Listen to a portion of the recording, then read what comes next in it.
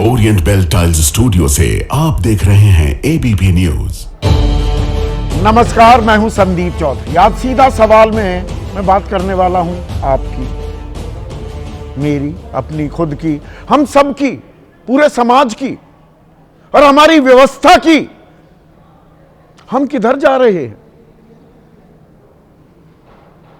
जहां कार्रवाई होनी चाहिए वहां कार्रवाई नहीं हो रही और जहां नहीं होनी चाहिए वहां पर कार्रवाई हो रही है। कमाल की उल्टी गंगा बहाई जा रही है। और आप, मैं, हम सब, मैं समाज की भी बात कर रहा हूं, मीडिया की भी बात कर रहा हूं, शासन प्रशासन की भी बात कर रहा हूं, हम तमाशबीन बनकर रह गए हैं। Are we turning into zombies? जमूरे बन गए हैं क्या हम? और ये कड़वे शब्द इस्तेमाल करने की नौबत क्यों आई है? आज मैं आपको उत्तर प्रदेश की 4 तस्वीरें दिखाने वाला हूं। 4 तस्वीरें। एक युवा, उसकी गाड़ी एक बेसमेंट में गिर जाती है। बेसमेंट क्या, बन रहा था वहां पर, कुछ खुदाई थी, पानी था, गिर जाता है। 2 घंटे गुहार लगाता रहता है, बचा लो, बचा लो, बचा लो। और पूरा सिस्टम तमाशबीन की तरह वहां खड़ा रहता है। चले हैं हम विश्व गुरु बनने, एक युवा को बचा नहीं पाए। पुलिस भी मौजूद, एसडीआरएफ मौजूद, 100 लोग थे वहां पर।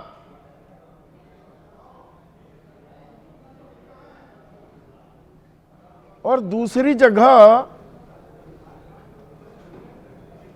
किसी ने किसी को पैसे दिए, कर्जदारी का मामला था, पर देने वाला दलित। ऐसे कैसे हिमाकत कर दी? सिर मूंड दिया गया, भौहें साफ कर दी गई, मूछें काट दी गई। पूरा समाज, बरेली के उस इलाके के लोग देखते रहे, किसी ने नहीं रोका। जहां रोकना चाहिए था वहां रोका नहीं। जहां पानी में कूद जाना चाहिए था, बचाव का कोई ना कोई तरीका अपनाना चाहिए था, वहां खड़े रहे, हाथ पर हाथ धरे हुए। कहीं नमाज पढ़ी गई घर में तो कार्रवाई हो गई, जहां होनी थी वहां नहीं हुई और यहां कार्रवाई हो गई।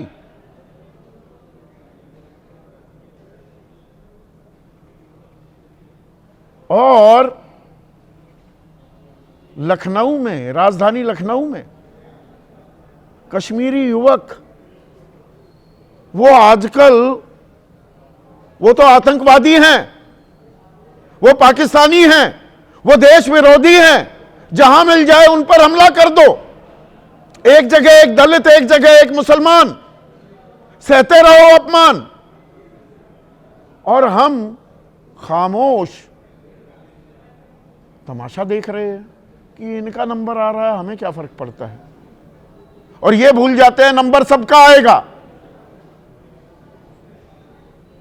व्यवस्था सबको एक रूपता के साथ, समानता के साथ ही तो देखनी होगी ना, वो वैसा ही बर्ताव करे ना।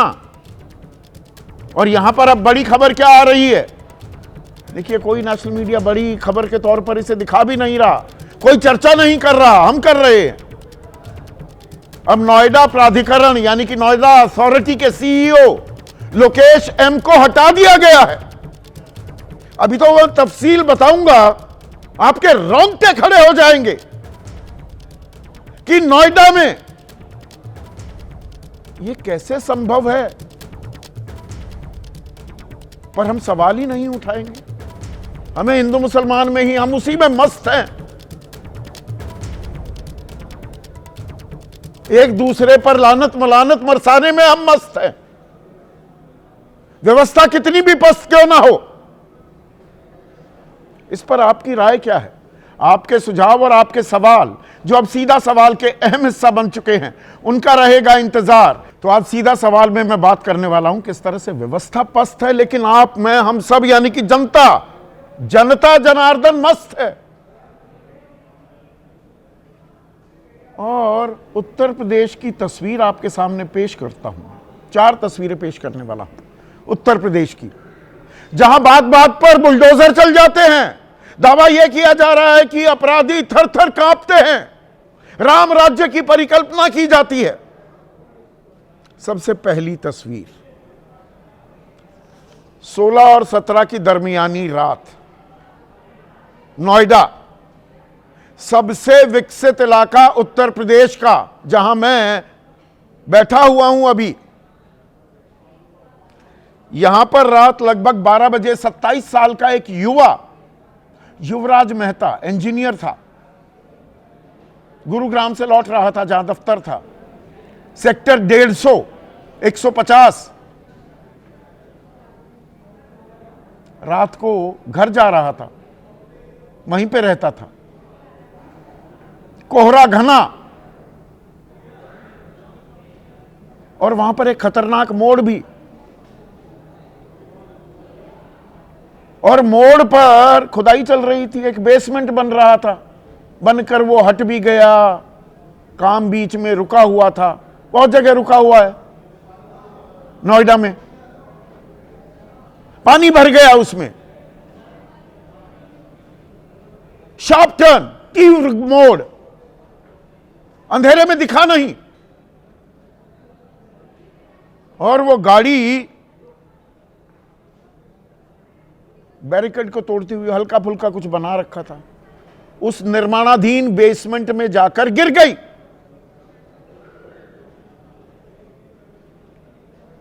वो लड़का युवराज गाड़ी में से किसी तरह से निकला, गाड़ी के ऊपर छत पर खड़ा हो गया, फोन निकाला, पिता को फोन किया, पापा ऐसा हो गया, मैं गिर गया हूं यहां पर।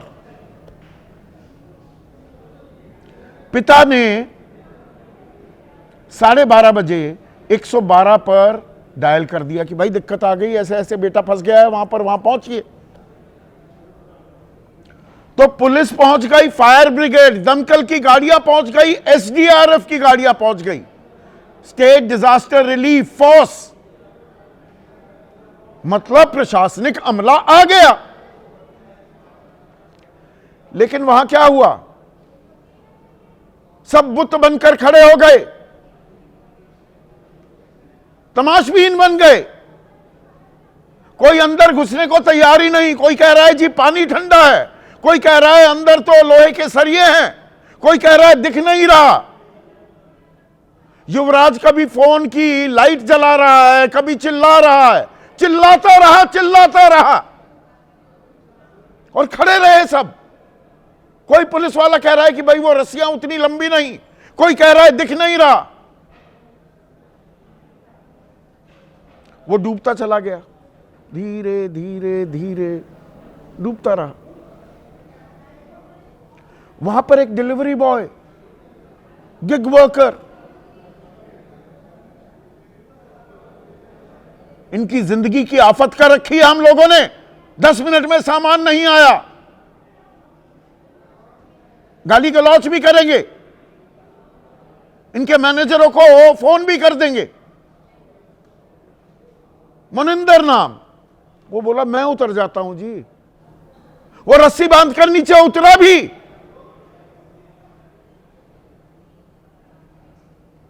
एक 1:40 पर यह पहुंचा था वहां पर। 12:30 बजे फोन हो चुका था, पुलिस आ चुकी थी, 1 घंटे से ज्यादा वक्त बीत चुका था। इस बहादुर लड़के ने कुछ तो हौसला दिखाया, पर कुछ हाथ नहीं आया। सुनिए मनिंदर ने क्या कुछ किया, वहां पर क्या पाया, पहले ये सुन लीजिए। लड़का गिर गया, गिरने के बाद वो लड़का 1.5 से 2 घंटा जिंदा रहा है। वो गाड़ी में गिरने के बाद गाड़ी से निकल के शीशा में कर वो गाड़ी के ऊपर बैठा था लड़का। जो मौके पे मौजूद थे वो बता रहे थे, मैं तो बहुत लेट आया था। आप कितने बजे पहुंचे यहाँ पर? 1:40 पर। 1:40 पर। उस वक्त आपने क्या देखा? मैंने देखा था वहाँ पे फायर ब्रिगेड वाले आए हुए थे, ठीक है जी। फायर ब्रिगेड वाले आए हुए थे, उन्होंने हालांकि वो भी कोशिश कर रहे थे, लेकिन उनको किसी ने, यहाँ के बंदों ने ये डरा दिया था कि इसके अंदर सरिया है, ये बेसमेंट है, कहीं आप ना फंस जाऊं। आप देख रहे हैं व्यवस्था का हाल। नोएडा पुलिस कोई अंदर घुसने को तैयार नहीं। फायर ब्रिगेड किस बात की इनको प्रशिक्षण दिया जाता है, कैसी ट्रेनिंग दी जाती है। एसडीआरएफ की टीम वहां पर पहुंची, वो कुछ नहीं कर पाई। फिर एनडीआरएफ की टीम आई, 4 बजे निकला तो क्या निकला, शव निकला। युवराज जीवित नहीं था। यह कमाल हो रहा है। It happens only in India. 30 feet गहरी बेसमेंट कैसे बनी हुई थी, किसी को कानो कान खबर नहीं, कोई बैरिकेडिंग नहीं। 2 साल पहले बेसमेंट के लिए खुदाई हुई। अथॉरिटी ने, प्राधिकरण ने ध्यान क्यों नहीं दिया। अब लोकेश एम को हटा दिया गया है, सीईओ नोएडा अथॉरिटी के। ये रफू करना जो होता है ना, अब दिखाएंगे जैसे बड़ी कार्रवाई हो रही है। मुख्यमंत्री योगी आदित्यनाथ ने जी संज्ञान ले लिया। 3 सदस्यीय एसआईटी का गठन हो गया है। एडीजी जोन मेरठ के नेतृत्व में यह एसआईटी गठित की गई है। मंडलायुक्त मेरठ के अलावा एडीजी जोन मेरठ और चीफ इंजीनियर पीडब्ल्यूडी भी इस एसआईटी में शामिल है। 5 दिन में रिपोर्ट आएगी और आपको पता है कैसी रिपोर्ट्स आती हैं। और इससे पहले हल्ला क्योंकि कटने लगा तो ट्रैफिक सेल विभाग के एक जूनियर इंजीनियर नवीन कुमार को बर्खास्त कर दिया गया। 2 बिल्डरों को उनके खिलाफ केस दर्ज कर लिया गया। वही घिसी पिटी कार्रवाई पर आप समझिए 100 लोग थे, 100 लोग आधी रात, 100 लोग एक व्यक्ति को नहीं बचा पाए। और राम राज्य की परिकल्पना है। अब इससे एक उलट तस्वीर आपको दिखाता हूं। 2 तस्वीरें बरेली से ही हैं, क्योंकि बरेली में एक दलित युवक, उसने उधार दे दिया कुछ दबंगों को, सवर्णों को, 4.5 लाख रुपए। वो मांगे तो दबंगों ने पीटा ही नहीं, उसका सिर मूंड दिया, उसकी मूछें काट दी, उस तरह चला दिया, बोहें मोंड दी। 1 महीने पहले की घटना, 1 महीने पहले की। दर्शकों, दलित था, चुपचाप बैठा रहा, यह खबर वायरल हो गई तो 1 महीने बाद अब एफआईआर दर्ज की गई है।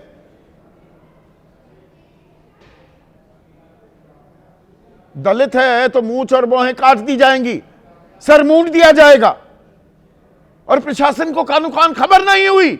1 महीने तक एक जगह 2 घंटे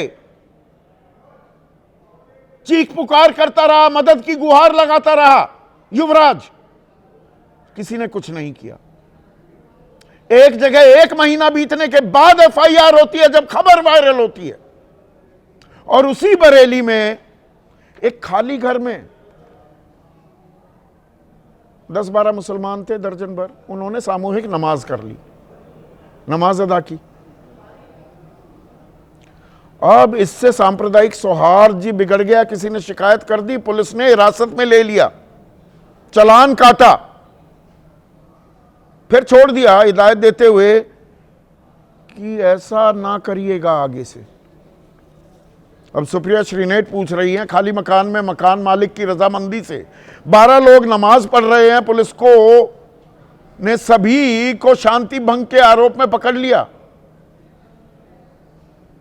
ये किस तरह का बर्ताव है? हद की जाहिलियत है, उनके शब्द हैं। इमरान प्रतापगढ़ी कह रहे हैं अपने घर में नमाज पढ़ना कौन सा अपराध है? यूपी में ऐसा मत बना दो कि उसकी पहचान पूरे देश में संविधान विरोधी काम करने वाले की बन जाए। पर सिलसिला यहां नहीं थमता और यहां पर मौन रहते हैं हम। उस दलित का सर मूंड दिया गया, किसी ने रोका नहीं। सानू की सब चंगा सी, जनता मस्त है। हमारे साथ नहीं हुआ, पर हो रहा है लगातार। और ये दलितों के साथ ही नहीं, मुसलमान तो फेवरेट टारगेट बने हुए हैं। हेट मॉन्गरिंग, ऐसा नफरत का माहौल, ऐसा जहर घुला है समाज में, और शासन प्रशासन इसका फायदा उठाता है क्या? लखनऊ में ड्राई फ्रूट्स बेच रहे थे कश्मीरी युवक, अब हो गई उनकी पिटाई। उन पर भारत माता की जय बोलो, आ जाते हैं। काम धंधा कुछ है नहीं, कोई नौकरी पेशा है नहीं, सड़क के गुंडे। पर इन गुंडों से कौन दो दो हाथ करे? सब कन्नी काट निकल जाते हैं। जो करें भाई, हम मुसलमान है, कश्मीरी है तो भुगते, दलित है तो भुगते।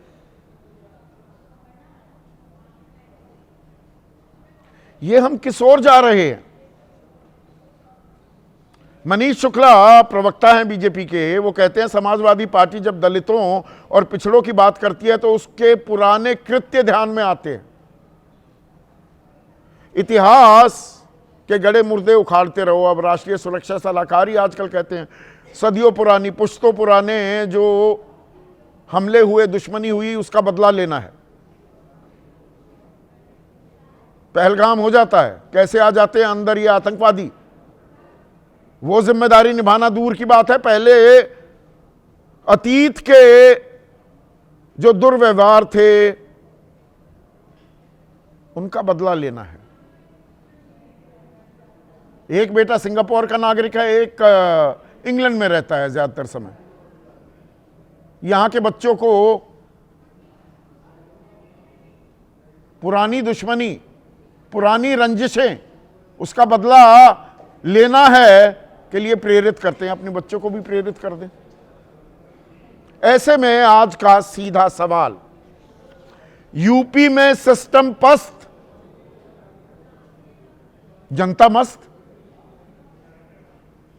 और दलित और मुसलमान कब तक सहेगा अपमान? ये जो सोच समझकर टारगेट किया जा रहा है कुछ खास समुदायों को, और कहने को सबका साथ, सबका विकास, सबका विश्वास, सबका प्रयास, ऐसे में हम विश्व गुरु बनेंगे? ऐसे में हम एकजुट रहेंगे? चर्चा में मेरे साथ अनुपम मिश्रा हैं। आरएलडी अहम घटक है मोदी सरकार की, केंद्र में भी और उत्तर प्रदेश में भी। अनुपम मिश्रा उनके राष्ट्रीय प्रवक्ता हैं मेरे साथ। समाजवादी पार्टी के राष्ट्रीय प्रवक्ता अनुराग भदौरिया, कांग्रेस की राष्ट्रीय प्रवक्ता निगत अब्बास, वरिष्ठ पत्रकार हैं, किसी परिचय के मोहताज नहीं, शीतल सिंह, उत्तर प्रदेश से ही आते हैं, गांव देहात में वक्त बिताते हैं।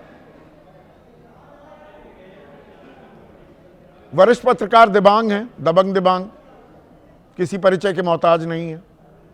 और बीजेपी की तरफ से सौरभ मालवीय, प्रोफेसर सौरभ मालवीय हमारे साथ जुड़ गए हैं। तो नोएडा का थोड़ा अर्थतंत्र भी समझा दूं सवाल पूछने से पहले, आपकी इजाजत से प्रोफेसर सौरभ मालवीय। 2,63,000 करोड़, वो हम जीडीपी कहते हैं, और स्टेट का होता है सकल घरेलू उत्पाद, एक जिले का भी। अकेला जिला 2,63,00,000 करोड़, 2,63,000 करोड़ का सकल घरेलू उत्पाद है। 10% यूपी की जीडीपी में योगदान। सबसे ज्यादा विकसित इलाका, और 2 साल से बेसमेंट खुदा पड़ा हुआ था, ना वहां पर कोई बैरिकेडिंग, और इतना प्रशिक्षित है प्रशासनिक अमला, यूपी पुलिस, एसडीआरएफ और फायर ब्रिगेड 2 घंटे तक वहां खड़ी रही तमाशा करते हुए। राम राज्य असल में आ गया है प्रोफेसर साहब यूपी में। संदीप जी, युवक युवराज के इस दुखद मृत्यु पर गहरी संवेदना है और मन बहुत द्रवित है, दुखी भी है। मौत कह रहे सच हैं आप तो इसे। अगर मैं कहूं ये हत्या है, सिस्टम ने हत्या कर दी युवराज की, ये मौत नहीं हुई है। देखिए संदीप जी, मृत्यु मृत्यु होती है, और ऐसी मृत्यु, इस तरह की घटनाएं निमंत्रण देकर नहीं आती हैं, लेकिन सरकार की तत्परता, सरकार की सोच को, सरकार के काम को सिद्ध करता है, दिखाता है। अच्छा, देखिए तत्परता तीन सरकार बातें। की। अच्छा, तत्परता थोड़ा वो समझाइए। 30 फीट गहरी बेसमेंट बन गई, उसमें पानी भी इकट्ठा हो गया, तीव्र मोड़ था, अथॉरिटी सो रही थी, गांधी जी के 3 बंदर बनी हुई थी, 2 साल पहले बेसमेंट के लिए ये खुदाई हुई, यहां पर किसी भी तरह के सिग्नल्स नहीं लगे थे। अब एक ट्रैफिक सेल विभाग का जूनियर इंजीनियर बर्खास्त कर दिया गया, अब ये लोकेश एम को हटाया है, और ये 16-17 की दरमियानी रात का वाकया है। बहुत तत्पर है सही में सिस्टम। देखिए संदीप जी, जब हम इसके परत दर परत जाएंगे, अंततः मृत्यु पर अब इस समय ज्यादा कहने जैसा नहीं है, लेकिन एक बात साफ है कि इसके जांच में तुरंत कार्रवाई करते हुए, और जो भी इसमें दोषी है वो न्याय संगत दंड पाएगा ही पाएगा, वो चाहे बिल्डर हो, चाहे बड़ी शक्तियां लगी हो, छोटी शक्तियां लगी हो, चाहे जो भी हो, वो इससे बिल्कुल बचेगा नहीं, क्योंकि उसको दंड मिलना तो तय है। पर आपके सामने भारी मन से इस बात को कहना ही है, और ये बात सच भी है कि मृत्यु दुखद है, परंतु इस तरह की दुर्घटनाएं किन कारणों नहीं से तो हम हुई, जांच कैसे के बाद विश्व गुरु बाहर बनने आएगा। चले हैं? उत्तर प्रदेश में देखिए, विकास की आप दुहाई देते हैं, नोएडा पुलिस वहां तमाशा देखती रही, कोई पानी में कूदने की हिम्मत नहीं जुटा पाया। या जी दिख नहीं रहा, इसमें तो सरिये हैं। तो ये फायर ब्रिगेड को, दमकल विभाग को किस तरह की ट्रेनिंग दी जाती है? ये एसडीआरएफ किस लिए होती है? एनडीआरएफ कैसे घुस गया 4 बजे जब एनडीआरएफ की टीम आई? देखिए संदीप जी, एसआईटी की त्वरित कार्रवाई करते हुए जब एसआईटी जांच को तो रुक आएंगे, गया। एसआईटी पर आ रहे हैं आप। मूल सवाल जो पूछ रहा हूं, ये वही कैसी ट्रेनिंग होती है? मैं ये वही नोएडा बता पुलिस ने रहा क्या हूं कि ट्रेनिंग ये ली है? एसडीआरएफ ने क्या ट्रेनिंग ली है? ये फायर विभाग क्या संदीप- कर रहा था वहां पर? मरने दिया एक संदीप को। जी, बिल्कुल संदीप जी, ये सारी बातें परत दर परत बाहर आएंगी, और मैं इस बात को कह रहा हूं, बता रहा हूं कि कानून अनुसार इसमें एक भी दोषी बचने वाला नहीं है, एक भी दोषी नहीं बचेगा, चाहे जो, उसको दंड मिलेगा ही मिलेगा, और त्वरित रिपोर्ट ली बैल जाएगी। मुझे मार त्वरित वाली रिपोर्ट। स्थिति बनी हुई है। 2 साल से वहां पर खुदाई चल रही है, किसी को कानो कान खबर नहीं। क्या कर रही है अथॉरिटी, क्या कर रहा है प्रशासन?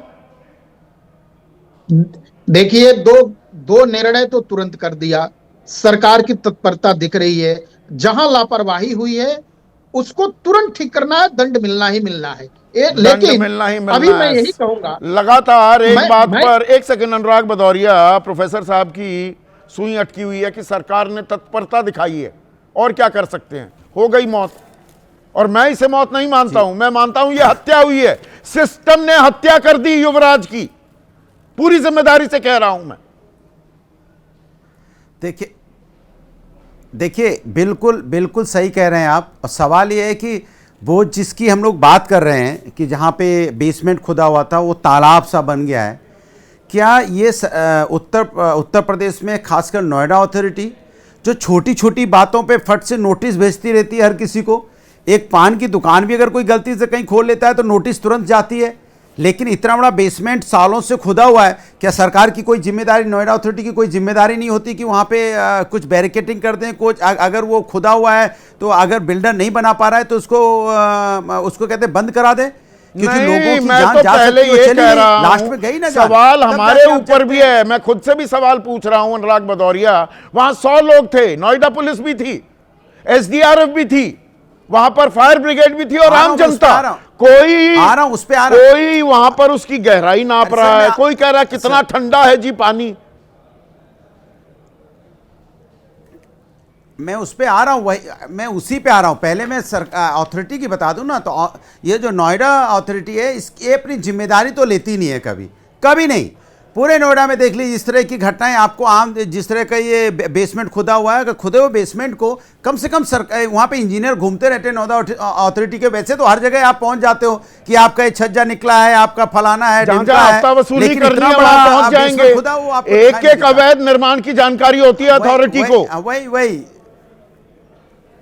बिल्कुल बिल्कुल होती है, क्योंकि वहां पे आप समझ सकते हो। दूसरी बात जो सबसे चिंताजनक बात यह है कि 3 डिपार्टमेंट के लोग, पुलिस, दमकल और जिस तरह से SDRF, फिर बाद में NDRF भी आ गई, अगर ऐसे लोग वहां पे खड़े होके और आम जनता खड़े होके ये देखेंगे कि नहीं इसमें पानी ठंडा है कि इसके अंदर सरिया है, ये तो ऐसी बात कर रहे हैं जैसे कोई लेबर बात जो काम करते हैं ना, जो मैं लेबर मतलब मेरा शब्दों का मतलब वो नहीं है, मैंने जो नॉन टेक्निकल लोग होते हैं, ऐसी बातें कर रहे हो। किसी व्यक्ति की, एक भारतीय की, एक युवा की जान जा रही है और आप ठंडा पानी खोज रहे हो।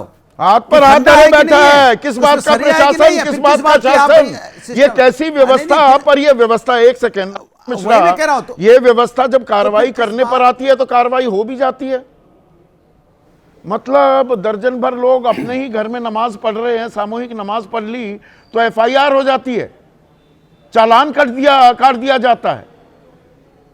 और किसी दलित का सर मूंड दिया जाए, मूछें बौहें काट दी जाएं तो 1 महीना लग जाता है।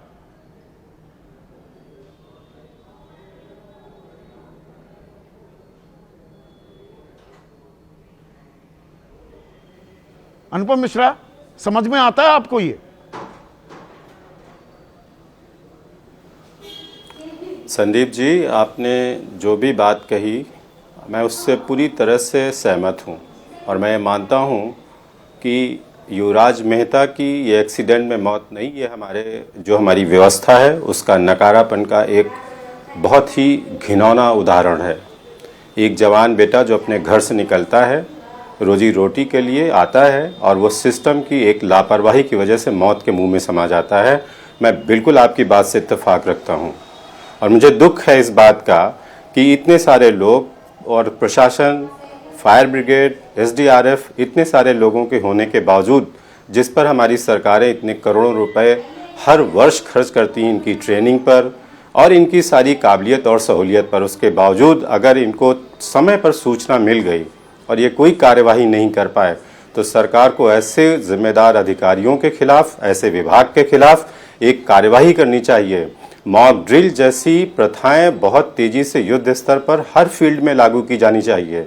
ये सिर्फ फायर ब्रिगेड और पुलिस की बात नहीं है, मेडिकल हेल्थ में हर ऐसी सरकार की मशीनरी में मॉक ड्रिल तत्काल शुरू करनी चाहिए और ये व्यवस्था अब बदलनी होगी सरकारों को कि जब कोई समस्या होगी, जब कहीं कोई मुसीबत आएगी, उसके बाद खाना पूर्ति हो जाएगी। वैलिड पॉइंट उठाया सरकार को मुझे ऐसी उम्मीद है। व्यवस्था पर आपने जायज सवाल उठाए हैं, लेकिन एक मानस भी तो है। मैं बरेली पर आता हूँ, एक दलित का सर मूंड दिया जाए, मूछें काट दी जाए, बोहें काट दी जाएं, 1 महीना लग जाता है। FIR दर्ज होने में जब खबर वायरल होती है और 12 मुसलमान अगर वो सामूहिक नमाज अपने घर में पढ़ दें तो आपको तभी पता लग जाती है, खबर संज्ञान ले लिया जाता है। ये टारगेटिंग हो रही है ना, हेट मॉन्गरिंग है ना, ये समुदाय विशेष के खिलाफ जहर उगला जा रहा है।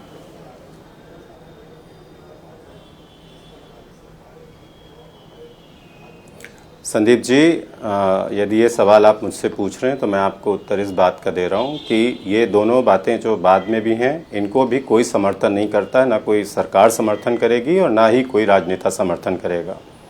नहीं नहीं नहीं नहीं, सरकार अब कैसे समर्थन कर, ना अनुपम, एक चीज मेरी बात सुनिए ना, सरकार थोड़ा कहेगी हम समर्थन करते हैं, पर एक दलित के साथ ऐसा हो गया, 1 महीना लग गया FIR होने में, ये क्या दर्शाता है? आपने अभी जो बात कही मैं उसी पे कह रहा हूँ कि जैसे आपने कहा कि दलित के साथ ये हो गया, मैं तो कह रहा हूँ किसी के भी साथ यदि होता है तो ये घृणित है, अपराधी, और उन अपराधियों के खिलाफ सख्त कार्रवाई होनी चाहिए। सिर्फ दलित नहीं, आपने एक और एग्जाम्पल दिया कि लखनऊ में कश्मीर से आए हुए लोग ड्राई फ्रूट्स बेच रहे थे, उनसे जय श्री राम लगाने को कहा गया या उनसे किसी भी तरीके की यदि भारत माता की जय बोलने को कहा गया।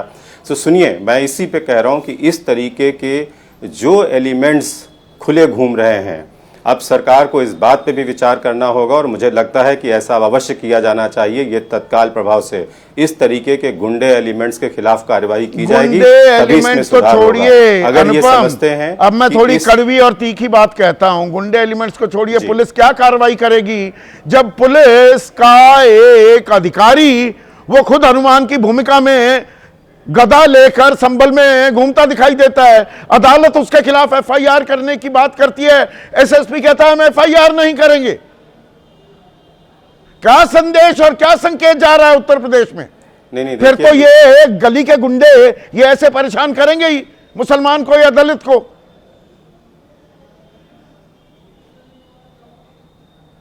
नहीं, आप देखिए, दो अलग अलग बातों को हम एक में नहीं मिला सकते हैं। वो इंस्पेक्टर गदा लेके घूमे, वो उनका अपना, उनके खिलाफ अदालत ने उस पुलिस अधिकारी अनु चौधरी जिसका नाम है एफआईआर करने का आदेश दिया था या नहीं दिया? और एसएसपी ने मना कर दिया, हम नहीं करेंगे।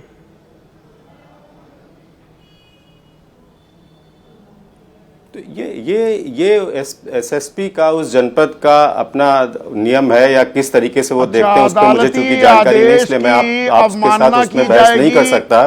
लेकिन सुनिए संदीप, संदीप जी, यदि अदालत का आदेश रहा होगा, उसका यदि अवमानना हुआ होगा, तो न्यायालय ने निश्चित कार्रवाई करेगी एसएसपी के ऊपर या उस ऑफिसर के ऊपर।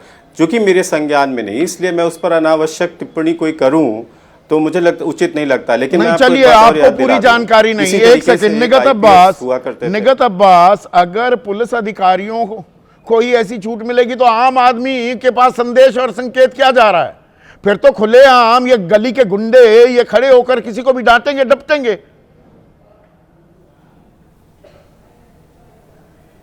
संदीप जी नमस्कार। आपने एक बहुत महत्वपूर्ण बात करी थी शुरुआत में भी और लगातार आप उस पर जोर भी बना रहे हैं, और ये बात सच भी है कि कोई और टीवी चैनल हो या कहीं और पर चर्चा हो या सरकार जो चर्चा करती है, जो डिजिटल प्लेटफॉर्म पर चर्चा होती है, हम देख रहे हैं लगातार हिंदू हो, मुसलमान हो, माइनॉरिटीज हो, दलित हो, इनके खिलाफ जो प्रताड़नाएं हो रही उन पर चर्चा जरूर ये दिखाना चाहते हैं, हिंदू मुसलमान बिगाड़ना चाहते हैं, दलितों पर अत्याचार करना चाहते हैं, लेकिन कहीं से कहीं तक जो एक्चुअल में मुद्दे हैं, लोगों की जान जा रही है, शासन और शासन के फेलियर से, उस पर चर्चा नहीं करना चाहते। आपने कहा ये प्रताड़ित कर रहे हैं और सिर्फ माइनॉरिटीज के साथ इतना बुरा हो रहा है। नहीं संदीप भाई, ये भारतीय जनता पार्टी की सरकार है जो संवेदना शून्य हो चुकी है। हिंदू और मुसलमान की बात ही नहीं, वो तो आप और हम फंस रहे हैं। मुझे बताइए, यही खड्डा जहां पर 27 वर्षीय जो देश का युवा, देश का भविष्य, एक इंजीनियर एक खड्डे में डूबकर मर जाता है, बिल्कुल आपने सही कहा, हत्या कर दी जाती है क्योंकि शासन का फेलियर। यही 31 दिसंबर की रात को एक ट्रक भी गिरा था।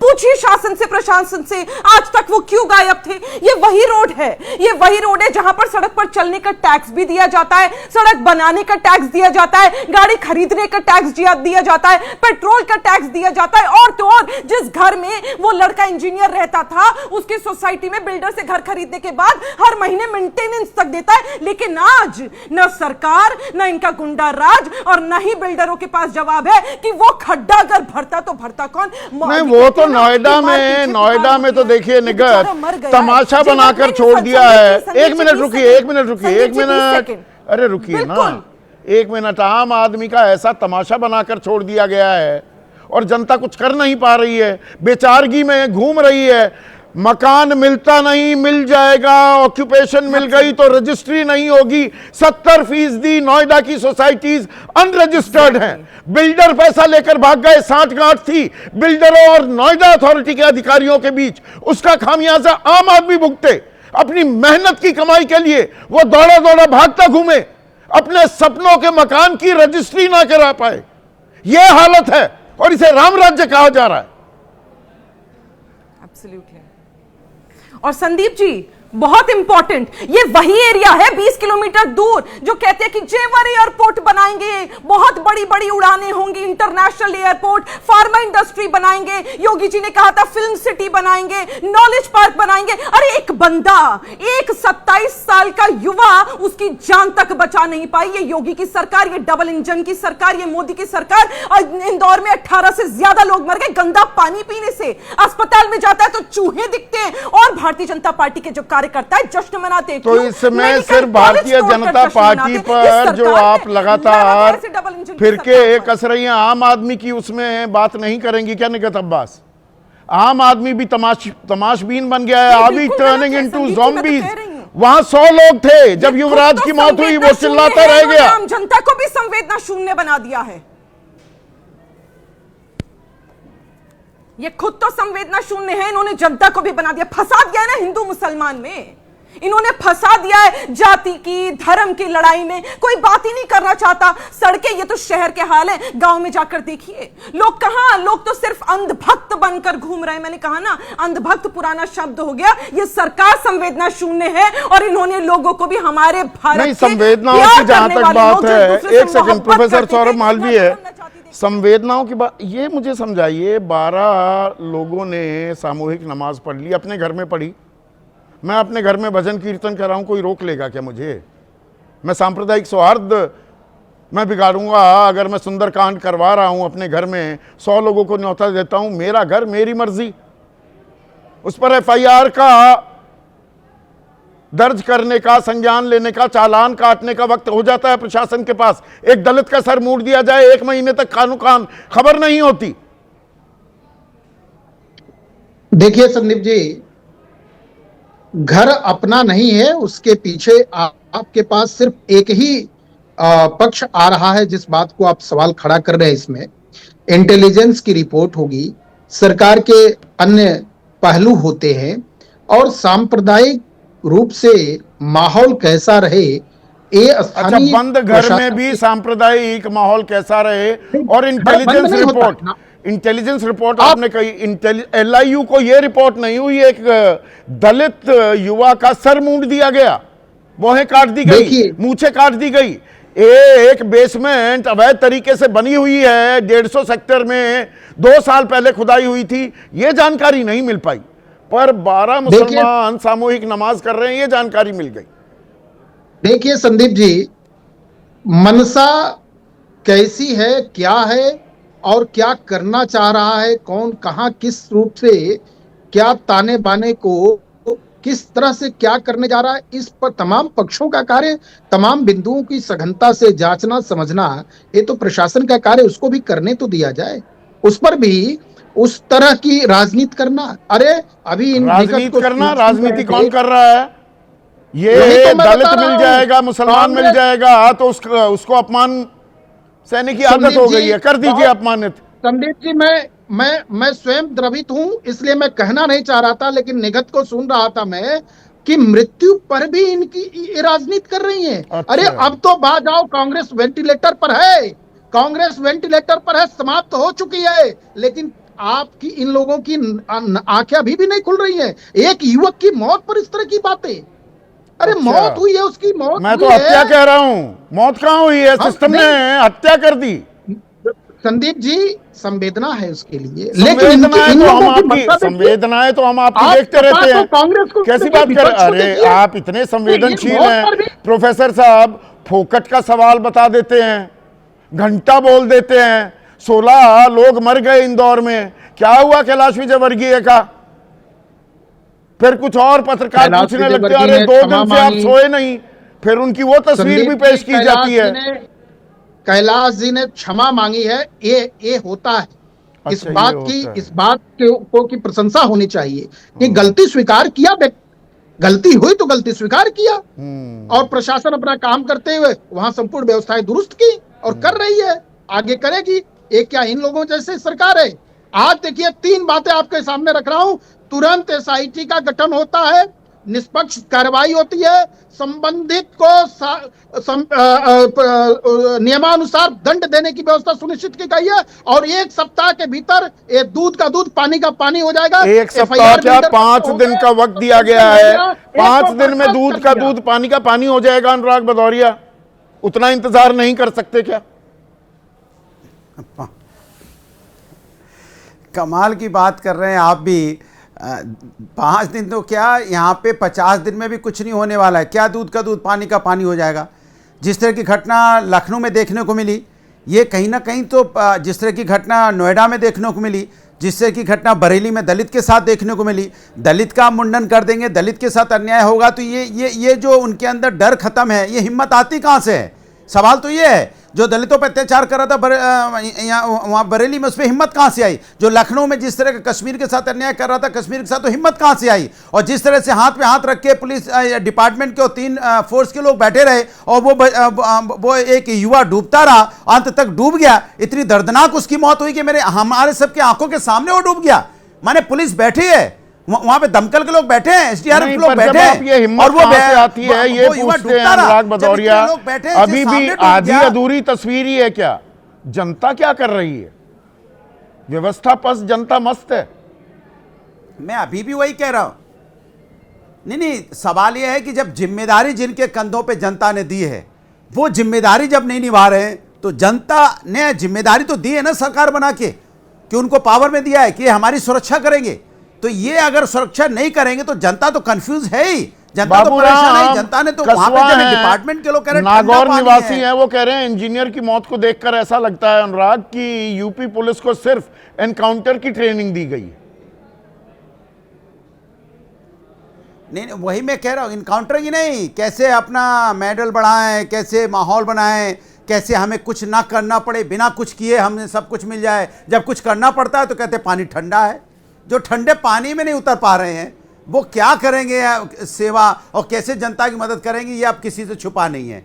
इसलिए आपने कई बार बिल्कुल दाएं भी देखा युवराज सिर्फ डूबा नहीं है, और मैं इस बात पर कायम हूं दिबांग कि मौत नहीं हुई है युवराज की, सिस्टम ने हत्या कर दी, और युवराज डूबा नहीं, ये सिस्टम डूब गया है क्या दरअसल? बिल्कुल संदीप, आप सही कह रहे हैं, मैं पूरी तरह से सहमत हूं कि ये एक तरीके से सिस्टम डूबा है, वो युवक नहीं डूबा, उसकी हत्या की गई है। और आप ये देखिए कि जिस तरह से हमारी राजनीति आज हो गई है, जिस तरह से एडमिनिस्ट्रेशन हो गया है, आप देखिए ना, लोग तो आम बोलते हैं आजकल कि इसका सिर काट लो, उसकी जुबान काट लो, इसकी हड्डी तोड़ दो। ये तो हमारे नेता लोग बोलते हैं, गोली मार दो गालियों के साथ।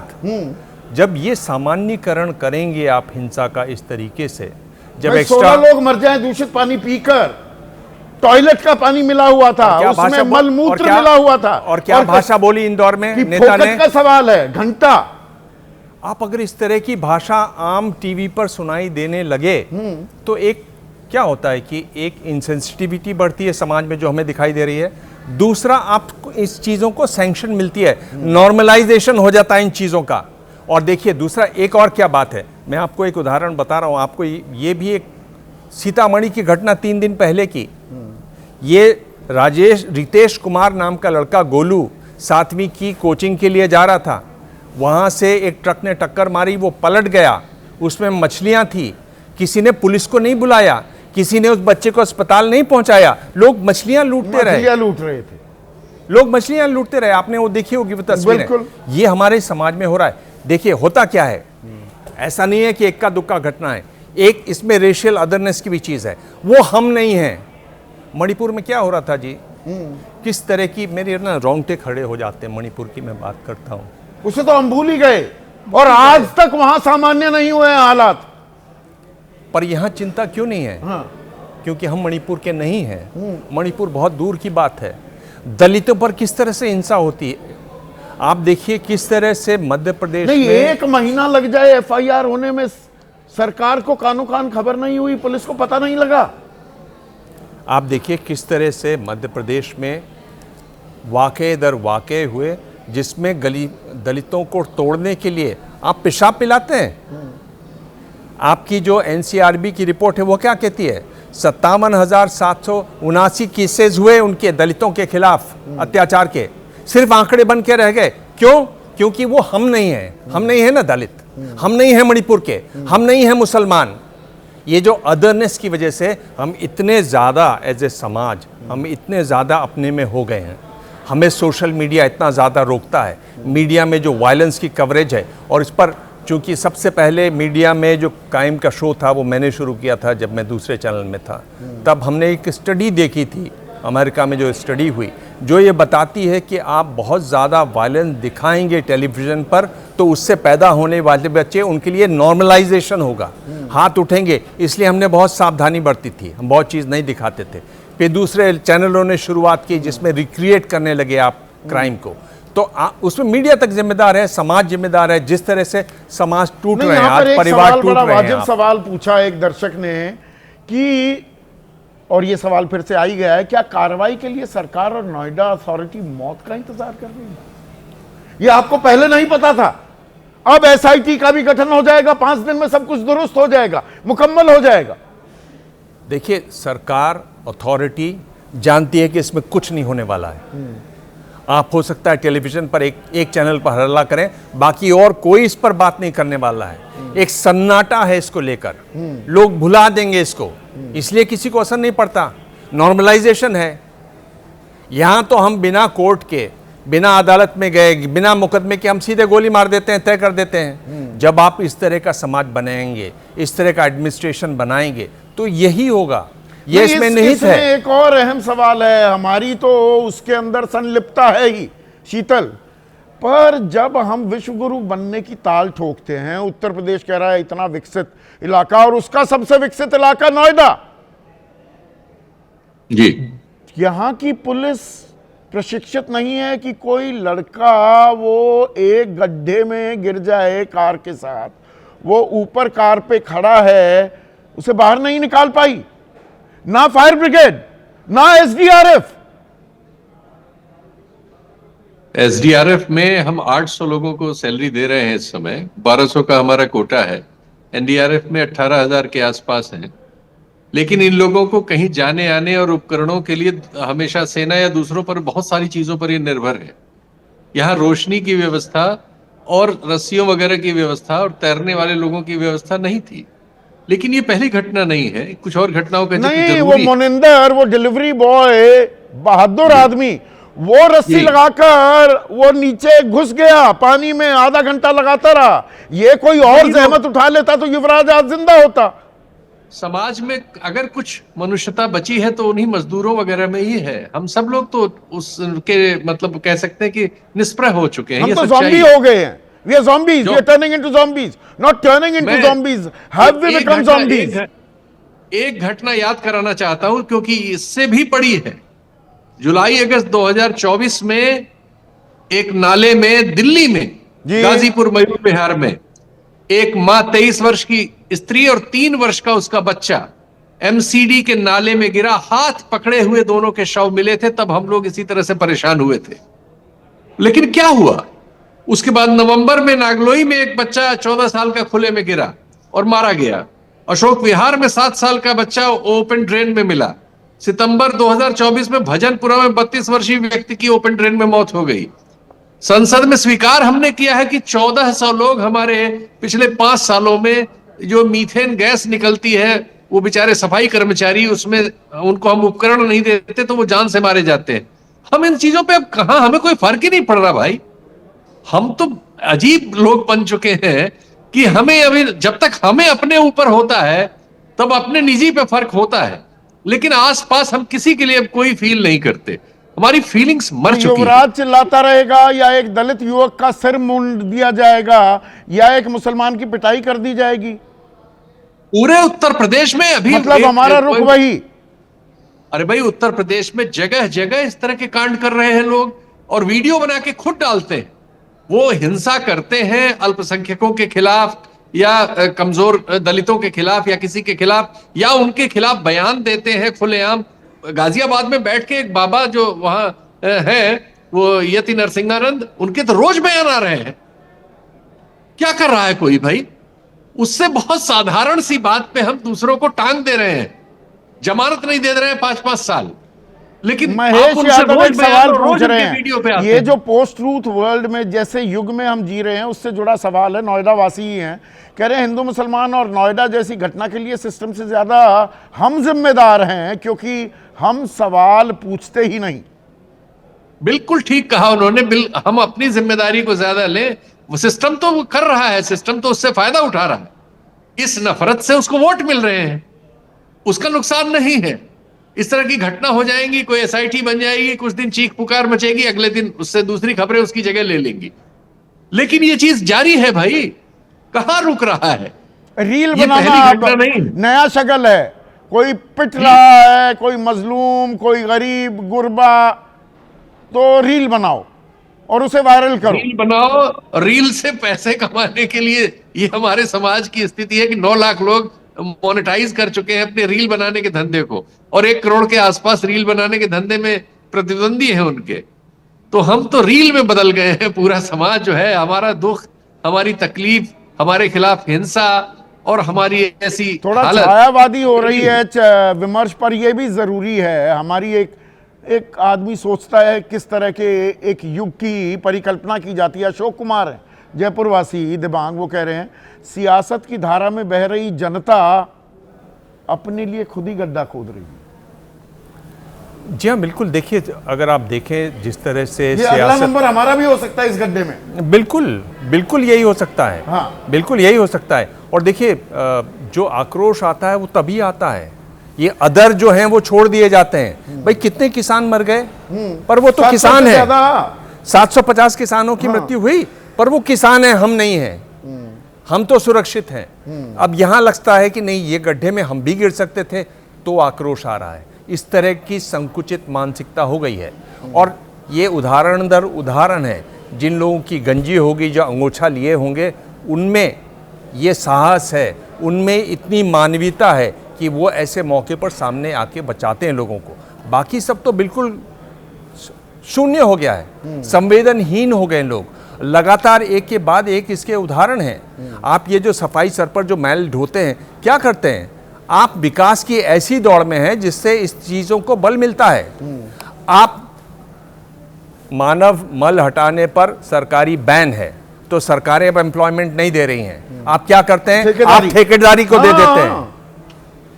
ठेकेदार इनको बुलाते हैं, यहां पर रातों रात सफाई करवाते हैं, मौत हो जाती है। कोई पूछने वाला नहीं है, कोई पूछने वाला नहीं है, जबकि जानते हैं कि ये बेलगाम हो रहा है सिस्टम, कोई जवाबदेही तय ही नहीं हो रही। बिल्कुल बेलगाम तो ठीक है। 2 साल से ये बेसमेंट वहां खुद ही पड़ी थी। बेलगाम तो एक बात है संदीप, बड़ी बात यह है कि इसका नॉर्मलाइजेशन हो गया है, सामान्यकरण हो गया है। ये तो इतना तो ये तो आम बात है, ये तो होता ही है। अब मोड़ होगा तो मर ही जाएगा। ये जो सामान्यकरण है हिंसा का, जो नॉर्मलाइजेशन, अरे पानी गंदा हो गया तो क्या हो गया? कुछ ही लोग तो मरे हैं। हाँ, कुछ ही लोग मरे हैं। और फिर वो जो मंत्री जी ने कहा वो शब्द, इसी से हम असंवेदनशील समाज बनते जा रहे हैं। ये सबसे बड़ा कारण है। ये नॉर्मलाइजेशन, सामान्यकरण की, ये तो होता ही है, इतना तो चलता है। अरे किस बात पर हल्ला काट रहे हो संदीप चौधरी? क्यों अपना गला बिठा रहे हो? अगला नंबर आपका भी हो सकता है। युवराज की सिस्टम ने हत्या कर दी। अगला नंबर आपका तो नहीं होने वाला है। तो सवाल तो उठाने होंगे, पूछने होंगे। ये खामखा के हिंदू मुसलमान के विमर्श से आगे क्या आप, मैं, हम सब बढ़ने को तैयार हैं? जरा सोचिएगा इस बारे में। आज इतना ही।